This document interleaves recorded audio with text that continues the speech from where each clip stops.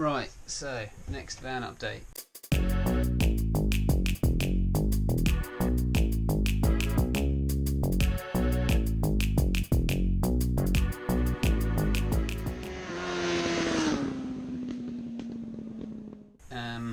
And this one is top tip number whatever we're on. Start doing this conversion in lots of space. I have a house where your neighbours aren't going to get annoyed that the van's here, or anyone around the estate isn't going to get annoyed that you're or wherever you live. I live in an estate, but wherever you live isn't going to get annoyed. Mid-corona lockdown, and the van is outside my house now, but it was outside the house for about a month, moving around the place because various people got annoyed with it being where it was, to the point where I was getting letters on the front of the windscreens basically having a go at me, telling me to move it. So it went back to my mum's, and now I'm using the daily exercise I'm allowed to go and fetch it from my mum's and back again. Yeah, which is annoying, but whatever. So top tip, if you're going to do this, especially one that's as big as this one, then I suppose make sure that you've got the space. I thought I did, but whatever. Anyway, so what I've been up to, as you can see, I've done the sides of the bed. So this is about as thick as the bed, so the bed's going to butt up against both of these bits of plywood and give a bit more like structural rigidity to the bed, because it's just one big bit of foam. I've put in the USBs on both sides of the bed, so they're fitted and done, and that's basically back here complete, really. I'm still humming and ahhing about making some cupboards up here, but I think I'll cross that bridge when we get to it. When everything else is done, I realise I don't have enough space, perhaps. But yeah, this is that basically done. What I've also done is these two seats. They're all the plywood's done, the backs, the sides, the backs and the bottom are done, and they're just waiting for the oilcloth to arrive. So they can just be screwed on or just placed on to neaten this bit up. I've also done the cubby holes, so in each one of these cubby hole there's a normal socket and then two USBs, same on that side.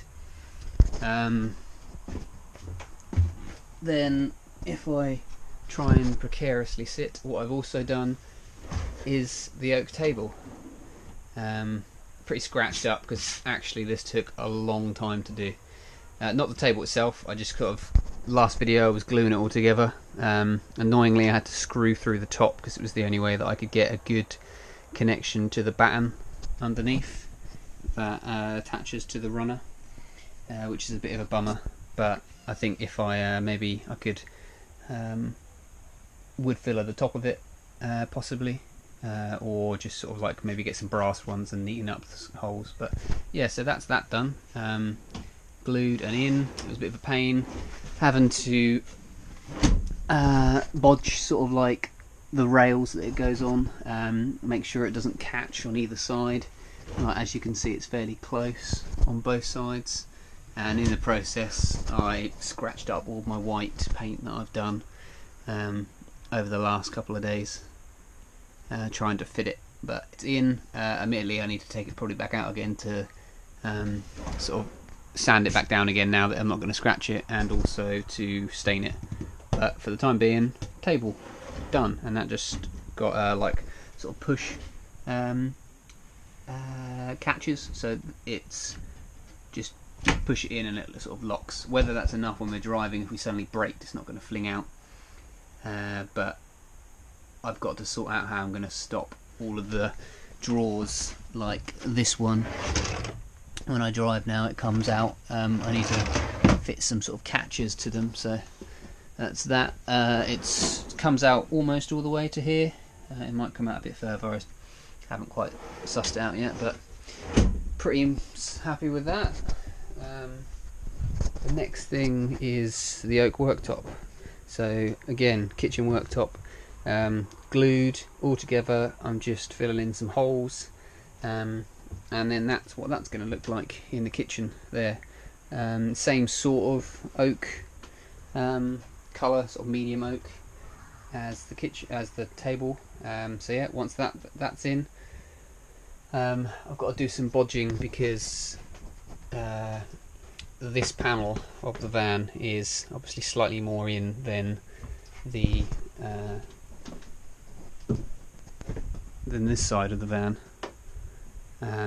but if I cut this down a bit, cut it in, I can then bring this slightly further out so it will be flush and look all gravy.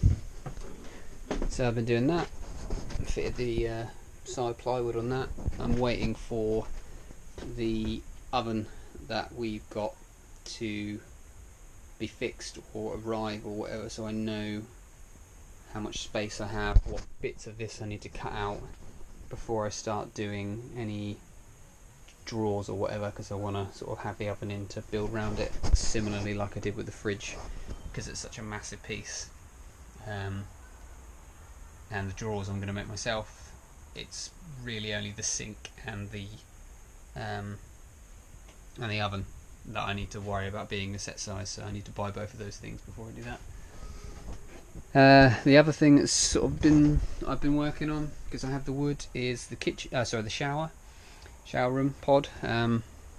So I've still got to fit this piece here on the outside, and that's going to be a plywood piece of plywood that's actually going to be seen. So that's the final face of that. Immediately I'm going to paint it, so that needs to be nice and sort of one piece and look alright.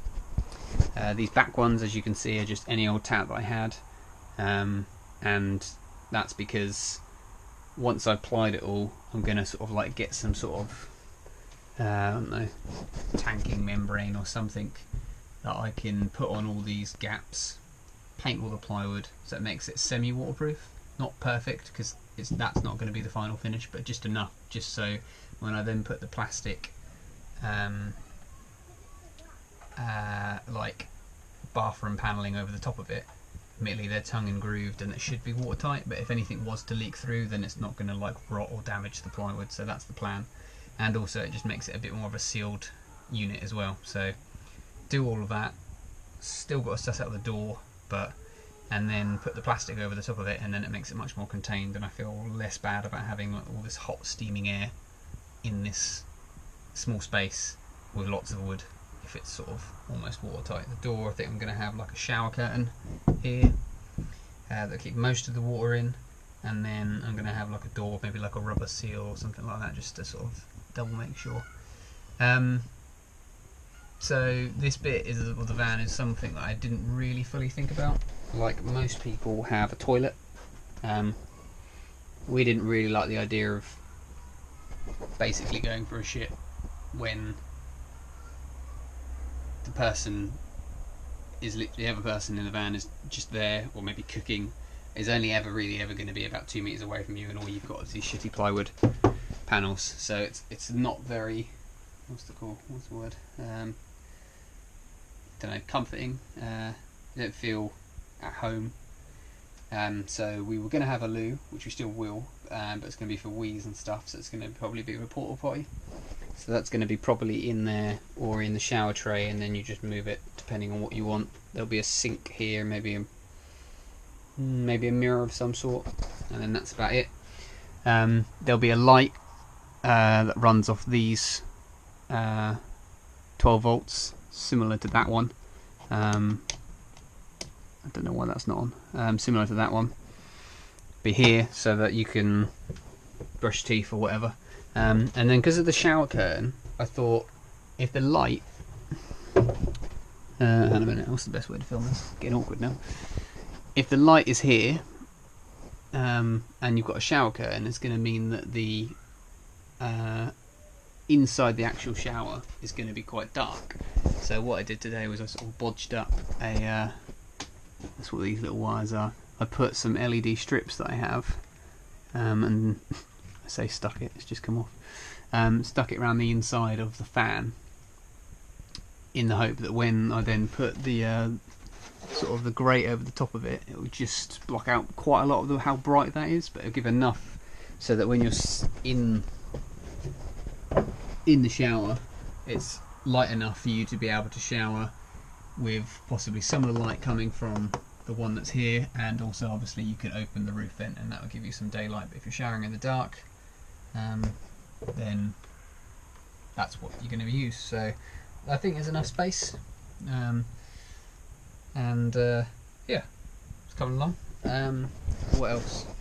Oh yeah, I'm not going to show you it because it's a bit of a pain in the ass, but underneath the van I had the spare wheel carrier that was behind there, and my brother had made some brackets for me to be able to fit that underneath the van, and it almost works. It fits, it works, it's fine. I'm now going to drive it back to my parents and then push bike home, and I'm confident that it's not going to fling off or the tyre's going to go down the road or whatever, but ideally it's just slightly too short, but whatever. So that's, once that's built, I could do it now. Once that's new one's been built, or I do it now, I can then buy the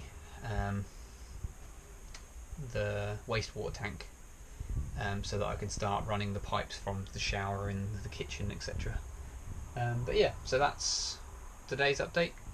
It's going back for the weekend because I've got some house DIY stuff to do tomorrow, and yeah, that's the update. And next it's going to be all the oilcloths, tidy up some bits, and then if I don't manage to get like the kitchen bits because of no one's selling them, I'm going to continue with sort of like plying and touching bits up, like around the door. I still need to work out what I'm doing around this bit, the gap.